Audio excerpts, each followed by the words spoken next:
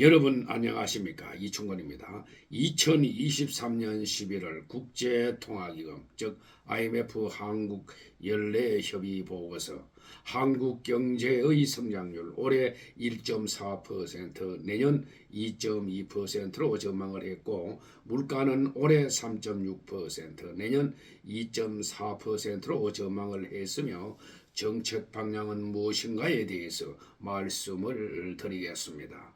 방송에 앞서 아직 이충건 교수 방송의 구독자가 아닌 분은 동영상 아래 구독과 좋아요를 눌러주시기 바랍니다. 방송 제작에 큰 힘이 됩니다.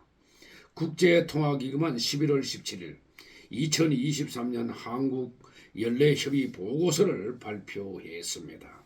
근본 발표한 보고서는 국제통화기금의 헤럴드 핑거 미션 단장 등 총 6명의 미션단이 올해 8월 24일부터 9월 6일까지 한국을 방문하여 기획재정부, 한국은행 등 정부 부처 및 관계기관과 실사한 면담을 기반으로 작성되었으며 주요 내용은 다음과 같습니다. IMF의 연례협의 보고서는 국제통화기금의 협정문에 따라서 매년 회원국의 거시경제와 재정금융 등 경제 상황 전반을 점검하고 정책을 권고하는 보고서입니다. IMF는 많은 다른 선진국들과 마찬가지로 한국 경제도 인플레이션과 성장 둔화로 인해서 어려움을 겪고 있다고 보았습니다.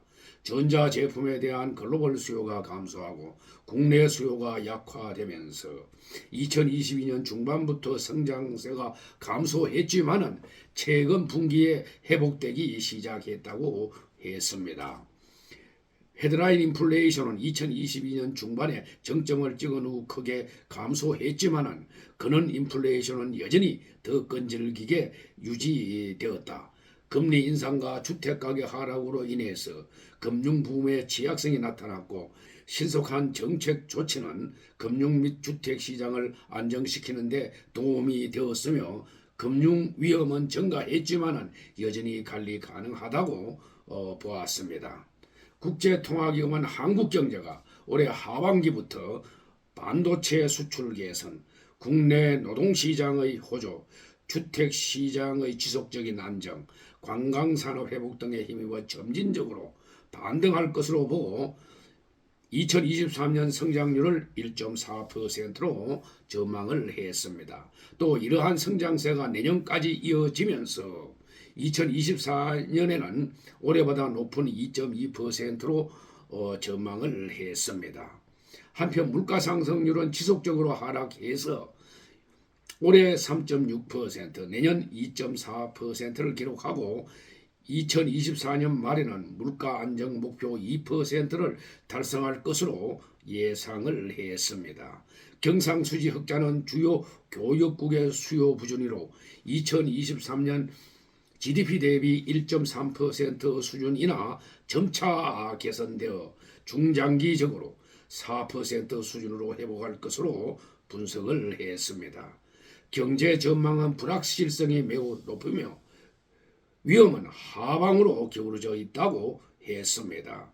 단기적인 성장 전망은 반도체 사이클의 반등 강도와 한국의 상품 및 서비스 수출에 대한 중국의 수요에 따라 결정적으로 달라진다고 보았습니다.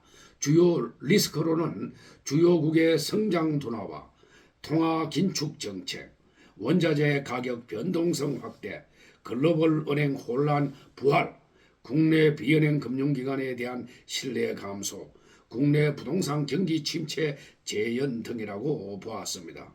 더욱이 우리나라는 지경학적 분열이 심화되는 상황에 취약하다고 보았습니다. 성장에 대한 상승 위험에는 글로벌 반도체 수요의 더 강한 반등과 글로벌 인플레이션의 더 빠른 하락이 포함된다고 했습니다. 한국 경제의 정책 방향에 대해서는 국제통화기금의 정책 근거와 대부분 부합한다고 평가했습니다. 2024년 정부의 예산안과 재정준칙 도입 등 정부의 재정 정상화 노력을 긍정적으로 평가하여 재정 건전성 확보를 위해서 지속되어야 한다고 조언을 했습니다. 특히 재정 준칙에 대해서는 관리 지표, 한도 등이 적절하게 설정되었으며 급격한 고령화 등 한국의 장기적 과제에 대응하여 재정을 관리하는 데 도움이 될 것이라고 언급을 했습니다. 또한 물가 안정을 위해서 현재의 고금리 기조를 상당 기간 유지하는 것이 중요하며 섣부른 통화정책 완화는 지양해야 한다고 권고했습니다. 이러한 측면에서 현재 우리나라의 통화정책은 적절한 방향으로 추진되고 있다고 평가를 했습니다. 한편 국제통화기금은 올해부터 한국의 외환 보유액 적정성 평가 시 기존의 정량 평가를 제외하고 다른 선진국과 같이 정성평가로만 평가할 계획이라고 밝혔습니다. 국제통화기금은 스트레스 테스트를 포함한 정성평가 결과 한국의 외환 보유액은 외부 충격에 충분한 대응 가능한 수준이라고 분석을 했습니다. 금융 부분에 대해서는 높은 가계와 기업 부채, 비연행 금융기관 프로젝트 파이낸싱 대출 등 잠재적 불안 요인이 존재하나 관리 가능한 수준이라고 평가를 했습니다. 가계와 기업의 충분한 금융자산 보유량, 엄격한 거시 건전성 규제 등을 감안할 때 금융시장 전반의 리스크 발생 가능성은 낮은 것으로 분석했습니다.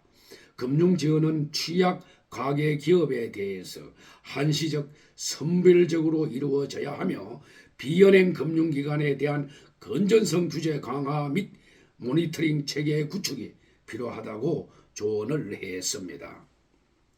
또한 한국의 잠재 성장률 제고와 인구 구조 변화 대응을 위해서 구조 개혁 노력도 지속할 것을 당부했습니다.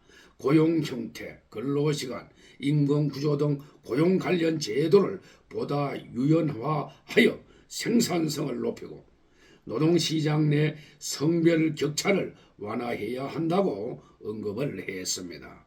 연금 개혁은 중장기 재정 건전성과 높은 노인 빈곤율을 균형 있게 고려하여 추진되어야 하고 한국 정부의 2030년 온실가스 감축 목표 달성을 위해서는 보다 과감한 기후변화 대응 정책이 필요하다고 조언을 했습니다. 오늘 방송은 여기서 마치겠습니다. 제 영상을 끝까지 시청해 주신 여러분들께 감사의 말씀을 드립니다.